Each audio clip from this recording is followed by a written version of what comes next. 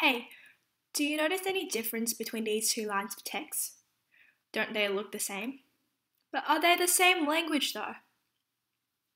When you first look at Farsi and Arabic script, someone who doesn't know either language will think that they look the same. Hi everyone, I'm Angela and today we're going to talk about the similarities and differences between Arabic and Persian, also known as Farsi. Modern Farsi in both Iran and Afghanistan is written in the Perso-Arabic script, which is Arabic script but with slight pronunciation modifications, plus a few extra letters. Arabic and Farsi are totally different languages, but both with a mostly common alphabet, overlapping vocabulary, and with ties to Islam. The similarities is a bit like that between English and French. A speaker of one with no knowledge of the other could pick up a newspaper and see major words and roughly know what topic was about, but not know in detail nor be able to comprehend the details. And orally, it would be very difficult to understand what was happening at all.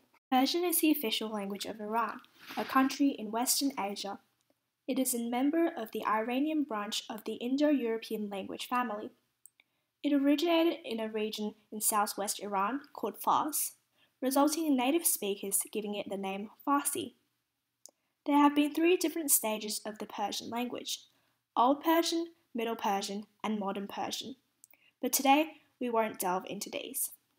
Looking at Modern Persian, the alphabet has 6 vowels and 23 consonants. All words are gender neutral, meaning that pronouns do not change for the gender. Persian builds on a lot of its base words by combining affixes, suffixes, nouns, and verbs. Many new words are formed by combining two words into one. Modern Persian have many loan words of Arabic origin, many of these being Islamic terms. There is also an inclusion of Turkic and Mongolic elements in the language. In comparison, Arabic is a Semitic language, like Hebrew. Around 260 million people use it as their first language.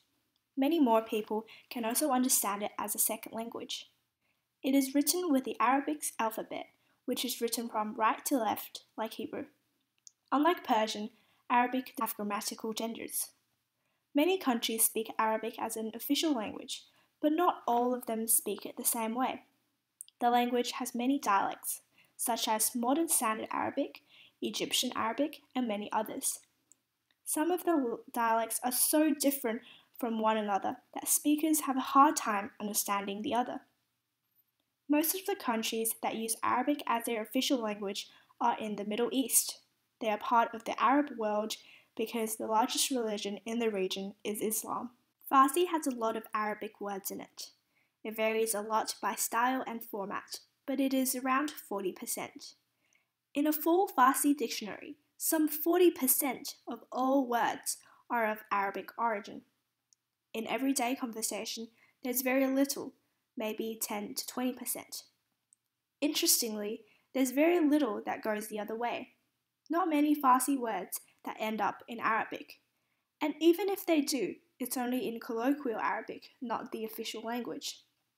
This proportion might sound like a lot, but it does not mean that an Arabic speaker can listen to someone speaking Farsi and remotely catch the drift of what's going on, even with experience. So, let's recap the key differences and similarities. Arabic is a Semitic language, and Persian is Indo-European.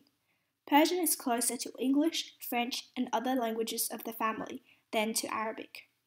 The two languages do use relatively the same scripts, but sound quite different. Arabic and Farsi are two very different languages. Farsi do share many words of Arabic origin, however Arabic shares very little. Persian does not have any grammatical genders, while Arabic has.